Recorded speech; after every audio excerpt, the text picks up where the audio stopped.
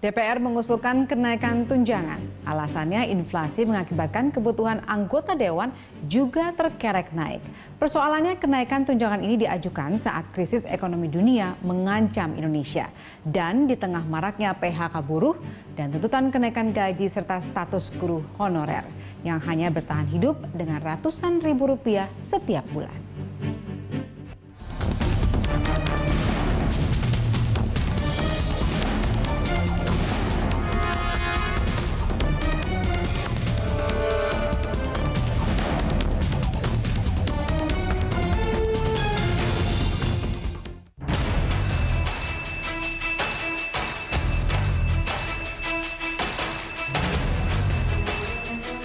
Lagi-lagi Dewan Perwakilan Rakyat meminta kenaikan tunjangan. Ini bukan yang pertama. Pada 2013 dan 2014, anggota Dewan telah menikmati kenaikan tunjangan. Pada 2015 ini, DPR beralasan inflasi mengakibatkan kebutuhan anggota Dewan terkerek naik. Jenis tunjangan yang diusulkan untuk dinaikkan cukup beragam, mulai dari tunjangan kehormatan, tunjangan komunikasi intensif, tunjangan peningkatan fungsi pengawasan dan anggaran, hingga bantuan langganan listrik dan telepon. Wakil Ketua DPR RI, Taufik Kurniawan, membenarkan kenaikan tunjangan kinerja Dewan merupakan bagian dari postur APBN tahun 2016. Mekanisme usulan ini diinisiasi pemerintah. Kenaikan tunjangan ini juga merupakan kesepakatan dan usulan dari Badan Urusan Rumah Tangga dan Kesekjenan DPR RI. Menurut Taufik, kenaikan tunjangan sudah diatur dalam undang-undang per tahunnya, sementara besaran kenaikan tunjangan diserahkan kepada pemerintah. Kalau detailnya, setahu yang kami kemarin dapat masukan dari teman-teman, ya, itu ada tunjangan komunikasi, ini kan sudah dari media juga, ada tunjangan kehormatan dan beberapa hal yang proporsi posturnya tidak berubah, hanya besarannya saja, itu penyesuaian mekanisme sesuai undang-undang. Tetapi sekali lagi masih ada yang perlu kita jadikan PR bersama antara Badan Anggaran DPR dengan pemerintah, dalam hal ini Kementerian Keuangan. Kita akan merestrukturisasi gaji-gaji pejabat tinggi negara yang harus ada standarisasinya. Kenaikan tunjangan kehormatan bagi ketua badan atau komisi diusulkan 11 juta rupiah lebih, namun hanya disetujui 6,6 juta. Sementara tunjangan kehormatan untuk anggota hanya disetujui 5,5 juta dari 9 juta lebih yang diusulkan. Demikian halnya tunjangan komunikasi intensif untuk ketua badan atau komisi mencapai 16 juta rupiah lebih dari usulan 18,7 juta. Sementara bagi anggota dewan hanya disetujui 15,5 juta dari usulan 16 juta lebih. Sedangkan untuk langganan listrik dan telepon, DPR mengusulkan 11 juta rupiah. Namun yang disetujui hanya 7,7 rupiah. Manajer Advokasi dan Investigasi Seknas Forum Indonesia untuk Transparansi Anggaran atau FITRA, Apung Widadi menduga kenaikan tunjangan ini karena adanya kolusi antara Sekjen DPR dengan elit DPR. Dia menilai kenaikan tunjangan akan mempengaruhi kenaikan porsi DPR dalam RAPBN 2016. Kenaikan tunjangan yang mencapai 40% nantinya hanya akan dinikmati oleh elit DPR, pimpinan DPR, dan ketua alat kelengkapan Dewan. Senada dengan Apung, Direktur Eksekutif Center for Budget Analysis, Ucok Sky Kadafi, seharusnya DPR sebagai lembaga negara harus ikut mengawasi pemborosan, bukan justru membebani anggaran negara. Kalau udah bicara kan, tidak ada kenaikan gitu ya. Nah, kalau udah tidak ada kenaikan berarti dia harus menekan yang namanya Menteri Keuangan untuk segera dicabut surat edaran itu. Jadi yang namanya surat edaran itu tuh kan batas. Nih, pemerintah itu hanya bisa sekian juta per bulan gitu. DPR mintanya sekian gitu kan. Ini kan masih alot gitu ya. Makanya kita minta DPR sama ini supaya mencabut semuanya, tidak ada kenaikan apapun. Kalau dari analisa Anda, kalau memang sebenarnya harusnya itu bisa, kendalinya kan ada di pemerintah nih, karena kan SK-nya kemudian dari Menteri Keuangan begitu. Kenapa tidak dari awal saja ditolak? Kenapa harus dikeluarkan surat persetujuan dari Menteri Keuangan? Apa yang bisa kita baca dari sini? Ya, sebetulnya yang kita baca di sini itu tadi alasan mereka itu.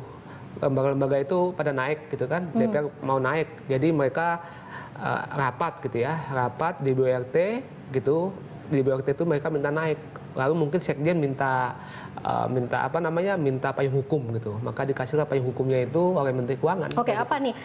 Apakah pemerintah takut terhadap DPR atau jangan-jangan pemerintah kong kali kong dengan DPR? Kemudian setidaknya kita berilah tapi tidak sesuai dengan permintaan. Iya, sepertinya ini ada politik anggaran ya, politik anggaran karena kalau ini tidak disetujui gitu ya, takut banyak proyek-proyek pemerintah itu dijegal oleh DPR. Istilahnya gini. Istilahnya pemerintah tidak mau diganggu. Oke. Jadi uang tutup mulut berarti? Uang tanda kutip suap ya, atau tutup mulut. Uang tutup mulut berarti ya? Supaya setidaknya diam lah ya, jangan terlalu banyak. Supaya lancar lah. Karena kan alasan DPR kita ini kan pengawasan gitu kan, anggaran kita hanya 0,0%, ya masa kita hanya dikasih sedikit kayak gitu loh alasan itu. Padahal di balik alasan itu kan mereka kalau nggak kasih, gedung DPR udah nggak dikasih, masa gaji tunjangan nggak dikasih, awas lu. Menanggapi hal itu, Wakil Ketua DPR Fahri Hamzah mengatakan DPR tidak seharusnya dipojokkan terkait naiknya anggaran anggotanya. Menurutnya, kenaikan anggaran tunjangan DPR masih sangat kecil dibandingkan anggaran pemerintah. Fahri mengusulkan ke depan DPR harus mandiri mengatur anggarannya sendiri.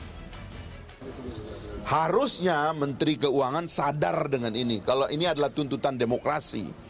Ya, nggak mungkin DPR ngawasin pemerintah, DPR juga uangnya dikasih oleh pemerintah, ya kan? Ya tentu saya akan batas-batasi, kira-kira begitulah. Memang ini ada persoalan undang-undang kita yang harus dirubah, ya ada bendahara negara, kuasa pengguna anggaran dan sebagainya. Tapi oke lah, tapi tolong dong jangan setiap hari DPR ini terus aja yang ditanya adalah kasur, parfum, WC, ya kan? Laptop, mesin fax, mesin cuci, tunjangan, ongkos ke Amerika, ini apa, kan nggak relevan dong yang itu kita persoalkan. Sementara itu, Menteri Keuangan Bambang Brojonegoro mengaku telah menyetujui usulan kenaikan tunjangan bagi anggota DPR. Menurutnya, kenaikan tunjangan ini adalah sesuatu yang wajar dan tidak perlu dibesar-besarkan. Bambang enggan menjelaskan secara pasti alasan pemerintah menyetujui kenaikan tunjangan tersebut. Bambang juga enggan mengaitkan kenaikan tunjangan tersebut dengan kondisi ekonomi Indonesia yang sedang melemah saat ini. Menurutnya, semua lembaga melakukan penyesuaian tunjangan termasuk KPK dan KPU.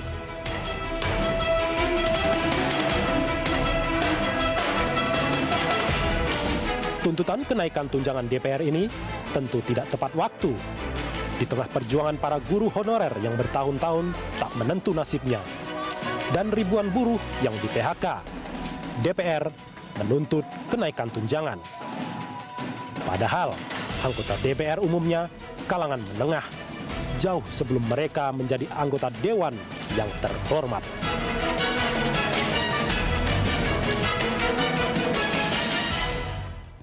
28 Agustus lalu DPR merayakan ulang tahunnya yang ke-70.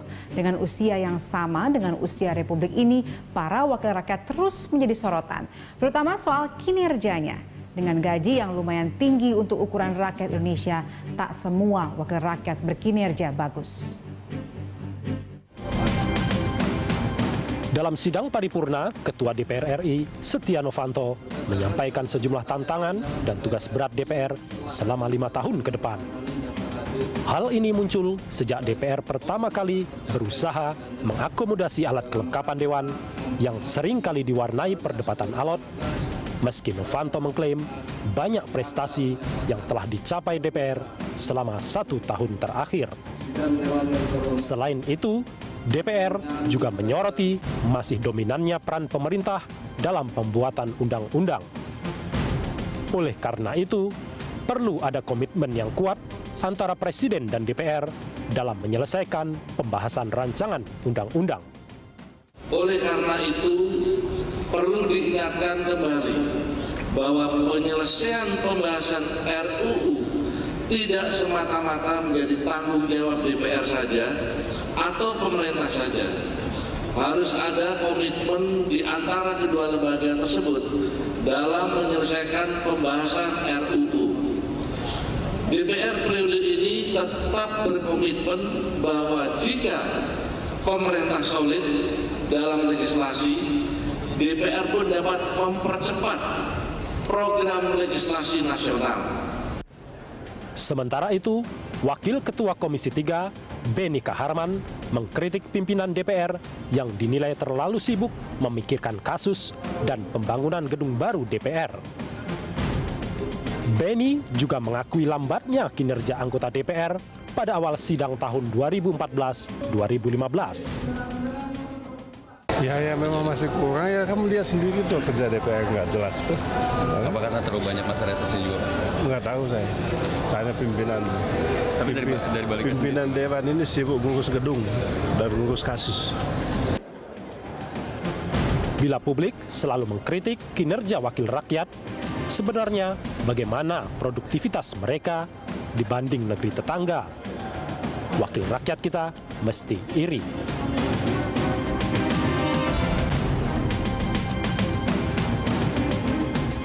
Pasalnya, dengan jumlah wakil rakyat mencapai 560 wakil rakyat, menghasilkan undang-undang sebanyak 126 pada periode 2009 hingga 2014.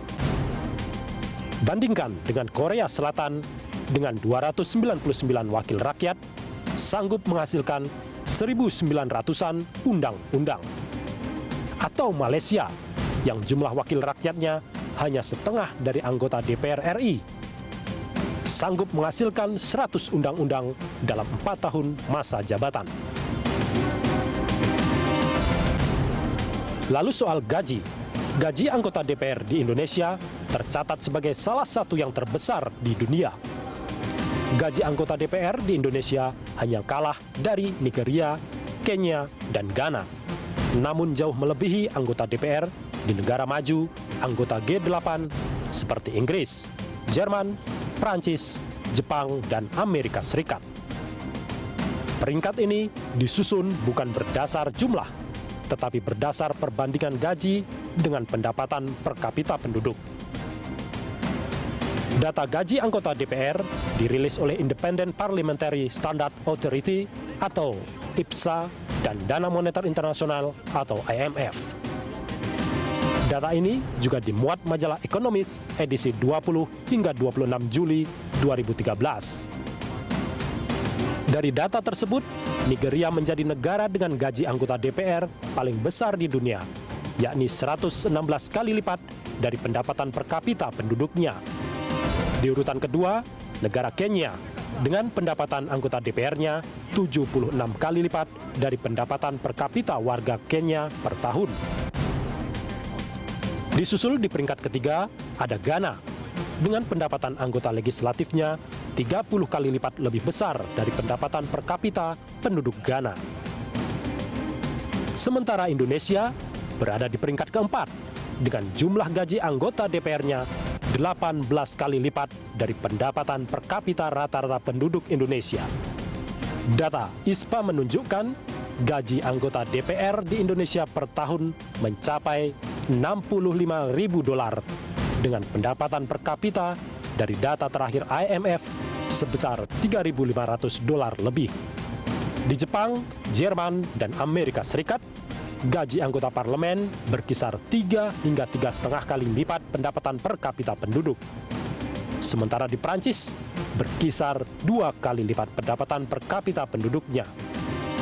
Negeri jiran Malaysia, gaji anggota parlemen mencapai $25.000 per tahun, sekitar 2,5 kali pendapatan per kapita penduduknya. Kenaikan uang tunjangan anggota DPR RI yang sudah disetujui pemerintah ditanggapi beragam.